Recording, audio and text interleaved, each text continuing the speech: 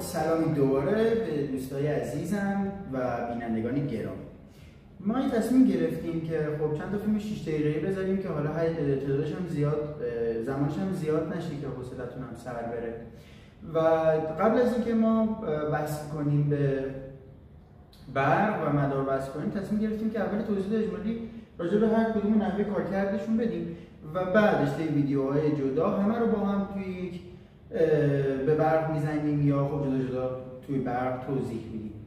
دوباره همون رو یه مرور کوتاهی میکنیم که دوبار توضیح داده باشیم که حالا مطلب جا هم بیفته و بهتر جا بیفته. خب این همونطور که میبینیم من به تقسیم دو بخش داره، تقسیم شده، دارید میبینید سمت چپ و سمت راست تصویر. اینا هر کدوم فیوزه و حالا بذارید یکیشو در بیارم و شما ببینید. حالا اینکه فیوزش فیوز نداشت، این یکی چی؟ این فیوز داره. همونطور که میبینین یک فیوز داره و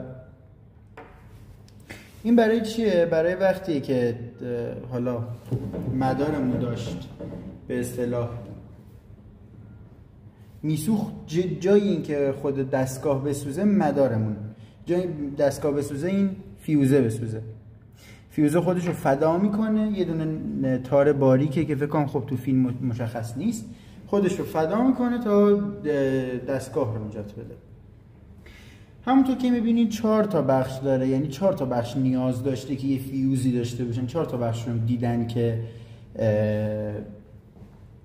نیاز بوده، یعنی ممکن بوده که بسوزونه دستگاه رو. حالا ما توی باز شده این دستگاه رو هم داریم و نشونتون خواهیم داد، ولی در وهله اول این خب پاور این بخششه، این هم پاور این بخششه، روشن و خاموش.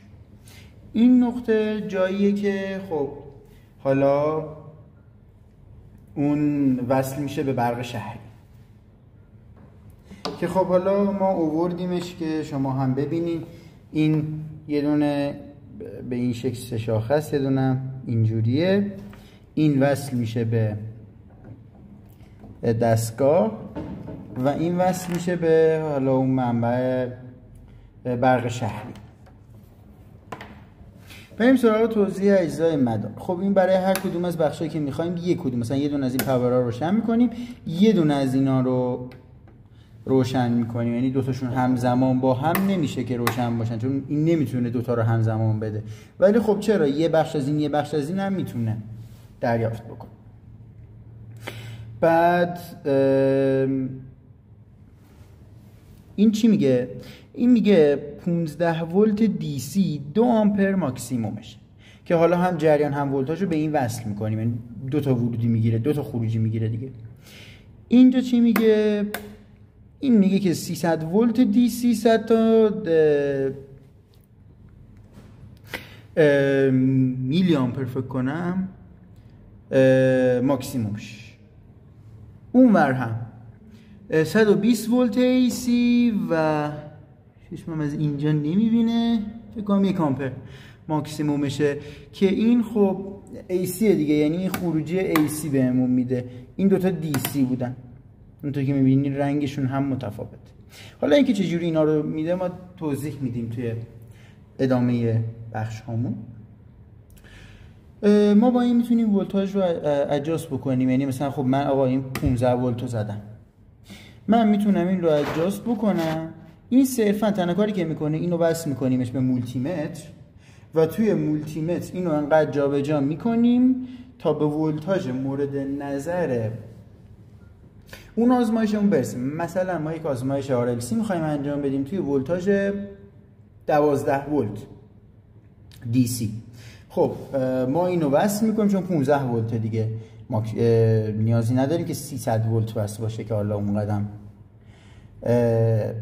اینو انقدر جابجا میکنیم تا به اون 12 برسه. الان داریم دیگه یه نمونه هم اینجا بذارید، یه نوع دیگه مولتی متر دیجیتال داریم که خب اینو یه جوری تنظیمش میکنیم که برسه.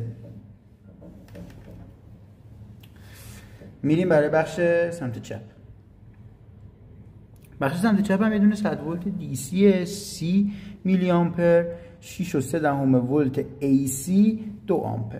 این هم پاورش زده میشه دیگه، چراغش هم روشن میشه هر کدوم که باشه. و خب اینجا هم یه نوع نشون میده، ولی خب تو اینجا بازم میتونین ادجاستش بکنیم، ولی خب بازم اینجا نشون میده یه چیزایی، ولی فکر کنم خراب باشه این، چون ما تا ندیدیم کار کنه. بریم برای اینکه اجزای داخلی مدار رو بررسی بکنیم. خب این شکلی بود. من پشتش هم نشون بدم توی ویدیو. خب بریم از بخشای داخلیش هم یه فیلمی بگیریم. من توضیح دادم که اینجا این پیچی که میچرخه ما ادجاستش میکنیم و مثلا ولتاژی که میخوایم رو بهش میدیم. این خب اینپوت 120 ولت هم اگه شما بهش بدین بازم درستش میکنه دیگه. این یه دونه اگه تو ویدیو خوب میفته اینا همه تا سیم پیچ های مسیه. اینو که میچرخونی معلومه یا نه؟ آره، این روی هر کدوم از بخشای مختلف که بیفته، این اولا یه نوعی به رئوسا پتانسیومتر که نه، ولی به همون شکل عمل میکنه. یعنی یه بخش از مدار رو کات میکنه، یه بخش از اون سیم پیچا رو کات میکنه، همون ولتاژی که میخوایم رو بهمون میده. بعد این جریان AC شهری میاد. برای اینکه خب بخواد DC بشه ما اینجا یه سری مقاومت‌های سری موازی داریم و خب همینطور هم یک سری خازن. اینجا میبینید که 4 تا خازن وصل شده، یک مقاومت گچی اینجاست و خب اینا برای اینه که تبدیلش کنه به AC. در واقع 2 تا مبدل AC داره اینجا تا جایی که چشم کار میکنه. این هم که شما میچرخونید به ظاهر معلوم نیست که داره چه رخ میده، ولی توی این باز هم یک چیزی شبیه این بخش سمت راستی است، فقط این در اومده از روش. و بقیه اجزای مدار هم شما وقتی روشن میکنین وارد مدار میشن دیگه، یعنی باز هم همونه. شما هم مقاومت سری موازی چیدن و خب حالا منابع ذخیره و اینجور چیزا رو درست کردن که بخواد ولتاژ مد نظرمون رو بده. و ولتاژ باتری خب همونطور که میدونین، حالا به اون نکته اضافه، ولتاژ باتری جریان باتری در واقع اینجوری بگیم بهتره به صورت خطیه و دیسیه و جریان برق شهری ایسیه.